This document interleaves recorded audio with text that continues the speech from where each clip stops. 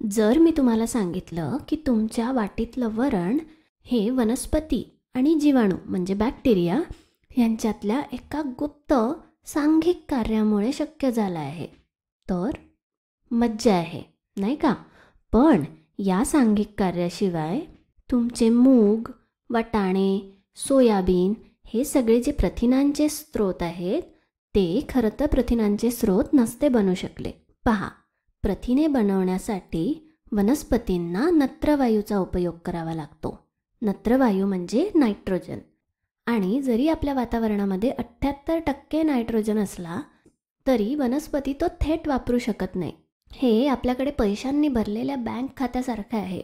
पण पैसे काढण्यासाठी जर ATM कार्डच नसेल तर ते आपल्याला वापरता येत नाही. हे अगदी त्याच्याच सारखं आहे. तर मग वनस्पती हे नायट्रोजनयुक्त संयुगांवर अवलंबून असतात, जे मातीत आधीच अस्तित्वात असतात, पण ते मातीमध्ये कमी प्रमाणात असतात. ही संयुगे वनस्पती आणि सूक्ष्मजीवांकडून पटकन वापरली जातात. आणि दुसरं म्हणजे त्यांची भरपाई पुरेशा वेगाने होत नाही. म्हणून मग मातीमध्ये नत्रवायूची म्हणजे नायट्रोजनची अनेकदा कमतरता असते. मग तरीही मूग, वाटाणा किंवा शेंगा असलेल्या सगळ्या वनस्पतींमध्ये, कडधान्यांमध्ये, शिंबावर्गीय वनस्पतींमध्ये इतकी सगळी प्रथिने कशी काय असतात? चला बघूया. या वनस्पती रायझोबियम नावाच्या एका विशेष जीवाणूसोबत पार्टनरशिप म्हणजे भागीदारी करतात. रायझोबियमकडे एक खास शक्ती असते. रायझोबियम हे वातावरणातला नायट्रोजन पकडू शकतं आणि मग वनस्पतींना वापरण्यायोग्य अशा विद्राव्य नायट्रेट किंवा नायट्राइट्समध्ये त्याचं रूपांतरण करू शकतं. पण इथे सुद्धा एक गंमत आहे पहा. रायझोबियमला हे कार्य एकट्याने करता येत नाही आणि त्यासाठी त्याला कडधान्यांची गरज असते. या वनस्पती रायझोबियमला त्याच्या मुळांच्या आत एक सुरक्षित घर देते आणि बदल्यात रायझोबियम नत्रवायूच्या रूपात भाडे भरते. पण आता विचार करा, रायझोबियमची कडधान्यांशी भेट तरी कशी होते? पहा, या वनस्पतींची मुळे काही रसायने स्रवतात आणि मग मातीमध्ये असलेल्या रायझोबियमला जेव्हा कळतं की इथे ती रसायने आहेत, तेव्हा ते सगळे त्या मुळांकडे धाव घेतात. एकदा का मूलरोमांवर हे जोडले गेले की रायझोबियम स्वतःचे रसायन स्रवतं, ज्याला नोड्युलेशन घटक म्हणतात. हे आहे ते नोड्युलेशन घटक. आता हे नोड्युलेशन घटक काय करतात? हे नोड्युलेशन फॅक्टर मूलरोमांना या जीवाणूंभोवती म्हणजे या रायझोबियमभोवती अशा प्रकारे गुंडाळून टाकतं, जणू काही ते एखादी मौल्यवान वस्तू धरून बसलाय. ठीक आहे. आता या रायझोबियमला मूलरोमांच्या पेशींच्या आत जायचं आहे आणि त्यासाठी ते मूलरोमाचा काही भाग विघटित करतात आणि तिथे एक प्रवेशबिंदू तयार करतात.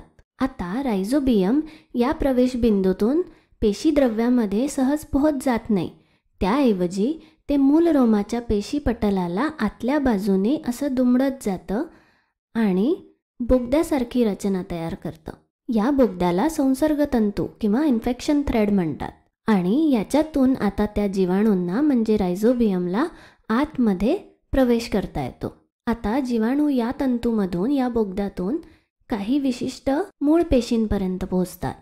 या पेशीनंतर विभाजित होतात आणि मुळांवरील गाठ तयार करतात, जे मूलतः रायझोबियमच्या वनस्पतींच्या मुळाच्या आतलं घर आहे. आणि अशा प्रकारे रायझोबियम हे कडधान्यांसोबत सहजीवी संबंध म्हणजे सिम्बायोटिक असोसिएशन तयार करतात. मग आता या मुळावरील गाठींमध्ये काय असतं? तिथे काय होतं? गाठींच्या आत हे रायझोबियम राहतात, बरोबर? तिथे ते नायट्रोजनेज नावाच्या विकरासह आपलं काम सुरू करतात. ते वातावरणातला नत्रवायू म्हणजे नायट्रोजन विद्राव्य नायट्रेट आणि नायट्राइट्स मध्ये रूपांतरित करतात या नायट्रोजनेजचा वापर करून. पण इथे सुद्धा एक समस्या आहे. हे जे नायट्रोजनेज आहे ते ऑक्सिजनला खूप जास्त सेन्सिटिव्ह आहे, म्हणजे अभिक्रियाशील आहे. अगदी थोडासा सुद्धा प्राणवायू तिथे आला तर हे निकामी होऊन जातं.